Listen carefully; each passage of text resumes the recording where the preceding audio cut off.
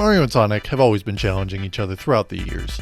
From video games to the recent installment of movies, fans love to debate which one's the better franchise. In some categories, you could say Mario is the clear winner, whereas others you could say the same for Sonic. However, with the rise of mobile gaming throughout the years, who will reign king? When it comes to Sega, they are known to be a lot looser with their IPs, and they aren't shy to throw things at the wall till something sticks.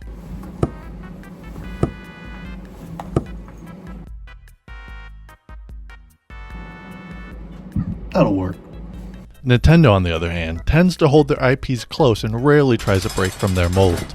So in December of 2016, when Nintendo released Mario Run, this was a big deal. Now, this wasn't the first time Nintendo had an official mobile game. Of course, 6 months prior they released Miitomo.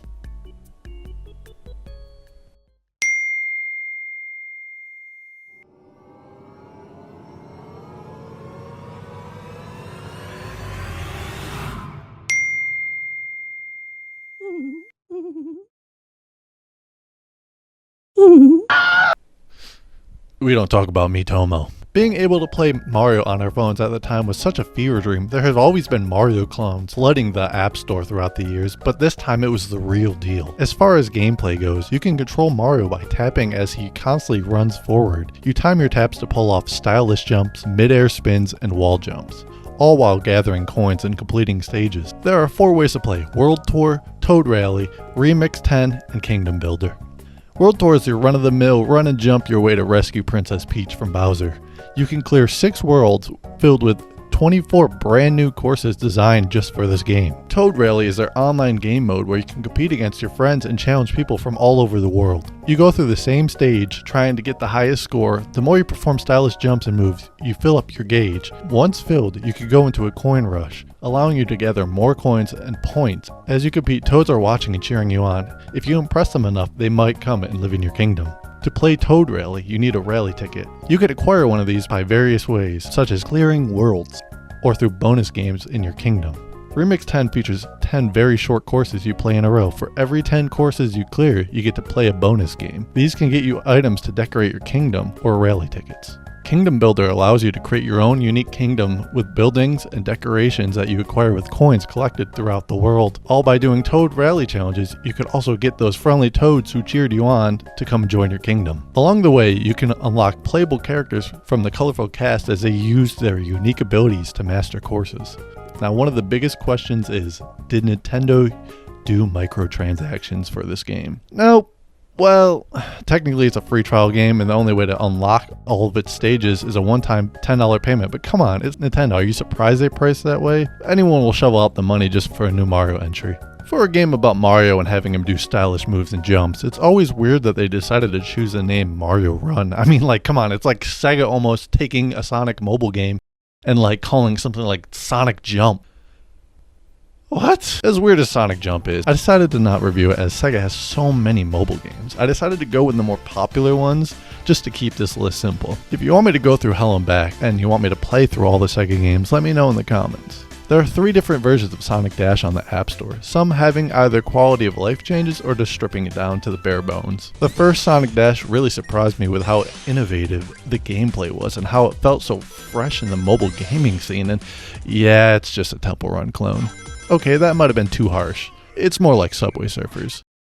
I'll be honest, if there was a game that was going to capitalize on this type of gameplay, it's going to be Sonic. The gameplay is just you running and avoiding obstacles that come your way. You can dodge obstacles by swiping left or right, as well as dashing up or down to hit enemies. You can take hits from these enemies, you'll just lose rings, and if you hit an enemy with no rings or run into a wall, your run is over. Additionally, you can collect various power-ups during the run. A magnet to collect more rings and a shield that will protect you from collision. And once your run is over, you can see all the rings and stuff you collect through, and you could use that to buy what's in the shop. Speaking of the shop, let's see what's over there. Yikes. To say I would be shocked about microtransaction in a mobile game is not much, but to see this amount in a game is absurd. My biggest gripe with mobile games and their microtransactions is how complex and confusing they can be. Typical gacha games make you buy an in-game currency using real money, and then you take that in-game currency to buy another in-game currency. The way it works just makes you confused, and you kind of just lose how much money something really truly costs. Sonic Dash has 3 types of currency. They got rings, red stars, and gems. Rings are the lesser of evils, as you can simply gain these by just playing games or watching some ads. You additionally can buy more rings by just using red stars. Red stars cost real money. Besides buying rings with these, you could also purchase gems. Gems are the currency used to unlock new characters, upgrades, and build houses for animals across the zones. On top of it all, you could use your hard-earned money to unlock characters and cosmetics as well. But hey,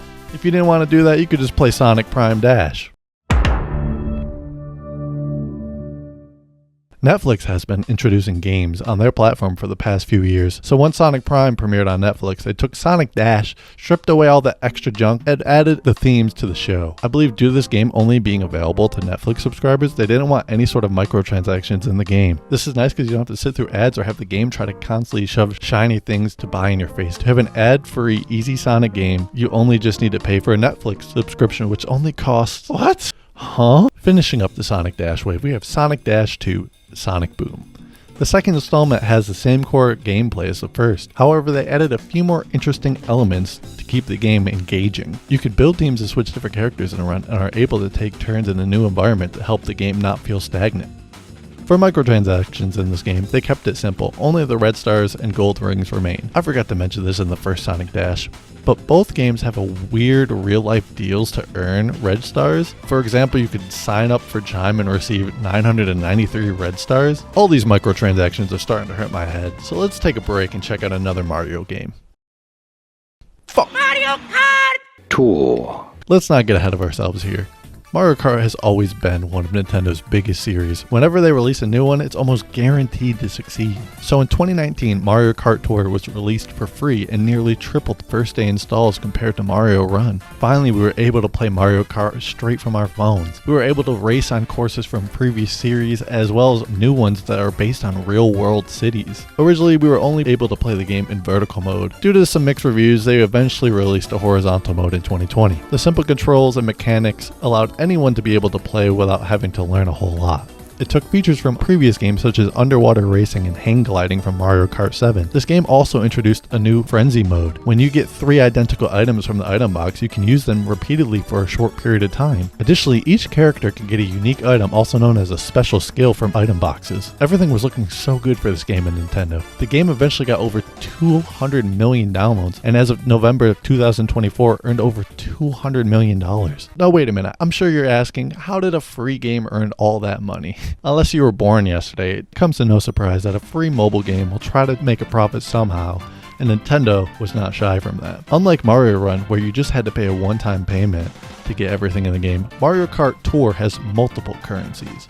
Gold coins, tokens, and rubies. Gold coins and tokens can be earned just by playing the game, whereas rubies are the only currencies that you actually have to pay for. You can use the rubies to buy exclusive drivers, carts, and gliders from the Spotlight shop. This will change with each tour, allowing you to have your own limited item. There are also special shop offers that cost real money, as well as a gold pass. A gold pass is a paid subscription service that allows players to receive several in-game benefits. You are allowed access to the 200cc mode, gold races, gold challenges, and additional in-game tour gifts. As far as mobile game microtransactions, Mario Kart Tour is a bit on the tamer side, and it makes sense that Nintendo would want to profit off such an iconic game series. Since it was an online play, they need some sort of income to preserve its longevity. However, there was only really one part of the shop that sparked controversy. Mario Kart Tour had a gacha system where you could buy Spotlight pipes using rubies. You could either buy a basic green pipe for normal and super variants of drivers, carts, and gliders. Now, if you spent a little bit extra, you could buy a golden pipe and obtain higher end class rewards. However, the content may vary.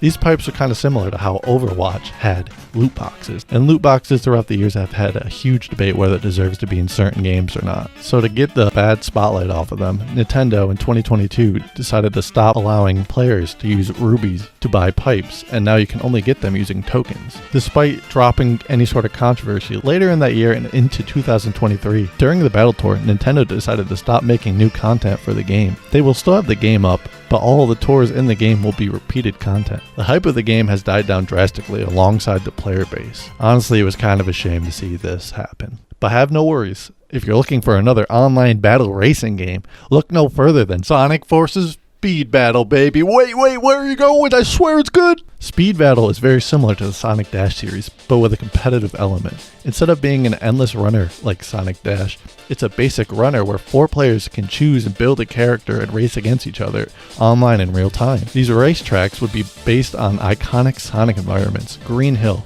Emerald City, and much more. During the race, you could collect up to 100 gold rings. The more rings you have, they increase your movement speed. You still would need to dodge obstacles or else you would lose your rings and slow down for a brief period of time. After you finish the race, regardless of where you placed, you would still earn all the rings you collected. At the end of the race, players can earn battle chests, which grant a range of cards to particular characters. In addition, the first and second place finishers will receive a victory chest, which can be unlocked to earn larger bonuses such as large numbers of rings and cards for multiple characters each. This game also has their own matchmaking ranking system. Based on which position you finish in the race, you will either gain or lose trophies. The more you earn, the higher you rise up on the tier system. This will determine which course you are able to play on and the number of rewards you can earn from chests. At first this was so nice and fun to see until I realized one big problem. It's pay to win. You really can't enjoy the grind and competitive elements unless you are dumping loads of money into this game. Users even say that it's no longer pay to win, but pay to play, as you would find yourself just getting absolutely destroyed by people with overpowered characters. Such a shame. With the rise in popularity of mobile games comes the downside of companies trying to make you put more money in their pockets. Out of these, only 2 games didn't have microtransactions in them. One has a one-time payment, and the other being tied to a subscription service. Rant over. Now it's truly time to decide who is the real winner. The votes are in. And it goes to Sonic the Hedgehog and Angry Birds?